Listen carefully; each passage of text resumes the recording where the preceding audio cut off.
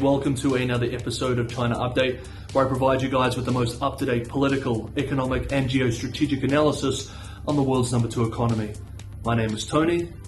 Let's jump in. Okay, happy Sunday everybody. I trust you're enjoying your weekend. We did not have a video yesterday, so as promised, today's video will make up for yesterday's. As usual, on the weekend we have a diplomacy-heavy episode. Today's episode will be looking at diplomatic and ideological updates. First up, in the last video on Friday, we discussed the outcomes of the China Central Asia Summit, which was held in Xi'an, China this week. Today, we discuss the other big summit from this week, the G7 meeting in Japan, as it relates to China. Leading up to the G7, there had been reports in the Western press that the meeting of advanced democratic economies was having difficulty agreeing on using strong language to criticize Beijing.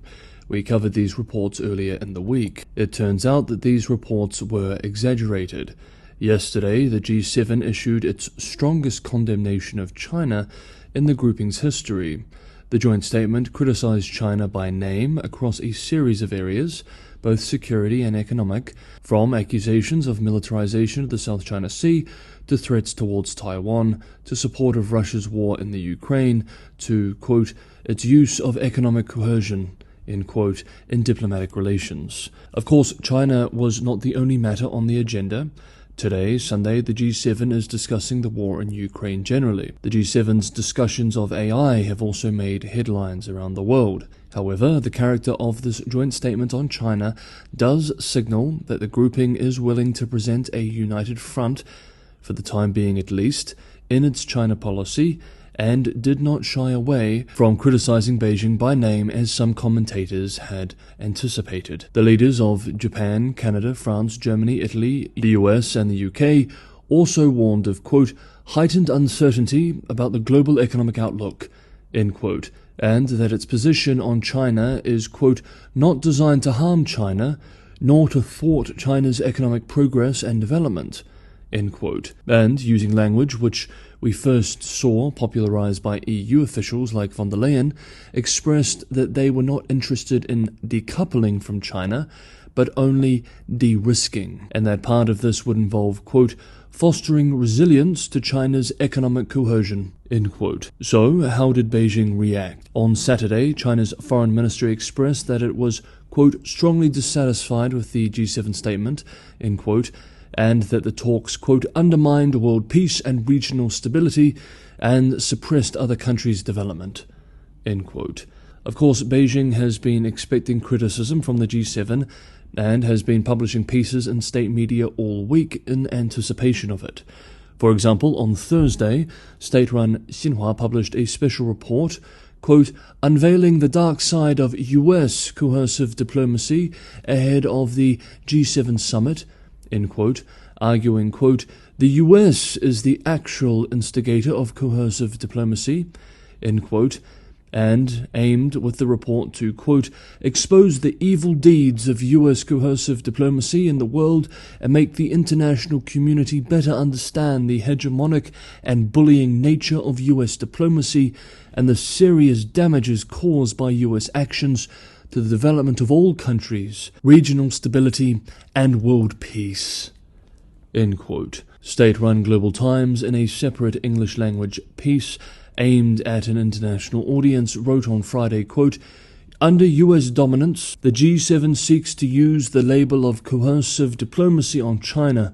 The international community must see through the US's treacherous purpose in smearing China to cover its own behavior of coercive diplomacy and economic coercion, end quote. Next up, a quick update on the ongoing Canada-China diplomatic scandals, which we've been covering over the last few months, as Ottawa debates whether to launch a public inquiry into claims the Chinese government meddled in its elections. On Friday, China's ambassador to the North American country warned Prime Minister Justin Trudeau to, quote, avoid further provocations or confrontation, end quote.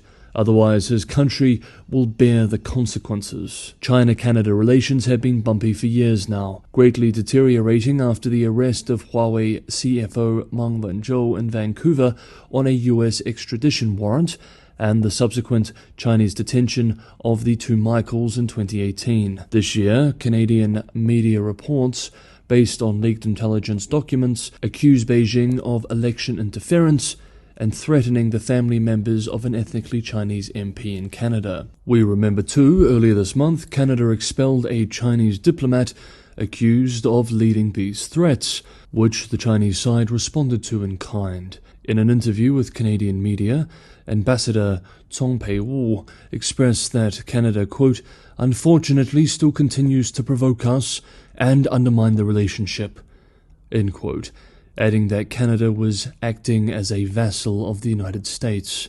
The ambassador also took the opportunity to criticize the G7 summit, describing its growing hostility towards China as, quote, dangerous for Canada, end quote. Next up, more on Xi Jinping's new foreign policy initiative. Hey guys, if you enjoyed today's episode of China Update, don't forget to hit that like button. It's just me making these episodes every day. It's a lot of work, but your guys' support is a huge source of motivation. Subscribing and sharing is a huge help as well, and for those who can go the extra mile and help me keep the channel financially sustainable, Patreon and Buy Me a Coffee links are in the description below. Thank you so much, everybody, for the ongoing support. Okay, finally for today's episode, the so-called Global Civilization Initiative is the latest in a series of ambitious foreign policy initiatives connected to Xi Jinping thought and pushed heavily by the General Secretary himself. Indeed, as we saw in the last episode, all 5 of the Central Asian STAN countries expressed support for the GCI and other Beijing initiatives in their joint statements at the China Central Asia Summit this week. We are still trying to get a sense of what exactly this initiative entails. The best we can do for now is continue to examine authoritative statements made by central government and top party leadership. Today we do just that, looking first at a special piece published by the president of the Chinese Academy of Social Sciences, and then a speech made by Xi's ideology czar, Wang Huning, as well as another top party official. As we examine the language, we look for key ideas, themes, and ideology that underpins this Global Civilization Initiative. First up, the president of the Chinese Academy of Social Sciences. In a special piece published earlier this month, he argues that the initiative, quote, democratize international relations in the face of the power politics and hegemonism of other major powers by institutionalizing people-to-people and cultural exchanges, thereby engendering greater respect for the diversity of national histories, cultures, and conditions, end quote. In the piece, he writes that, quote, there is no hierarchy among civilizations, only unique characteristics. All advancements of civilization deserve respect, which is the broad-minded attitude that must be held when dealing with different civilizations, end quote. However, he then, incredibly, and without any trace of irony it seems, writes in the same paragraph, quote, Western civilization, marked by capitalist ideology, is increasingly narrow and closed, exacerbates conflicts between civilizations, and incites ethnic hatred and turmoil, end quote. He then, still in the same paragraph, celebrates the superiority of Chinese civilization in contrast. The piece concludes, quote, the Global Civilization Initiative conforms to the historic trend of development and provides a Chinese answer to the question of human social modernization, offering a guided ideology and action plan for the development and progress of human civilization. As more and more countries actively respond to and promote the implementation of the Global Civilization Initiative, human society will inevitably embark on a new journey of modernization and build a more prosperous garden of global civilization, end quote.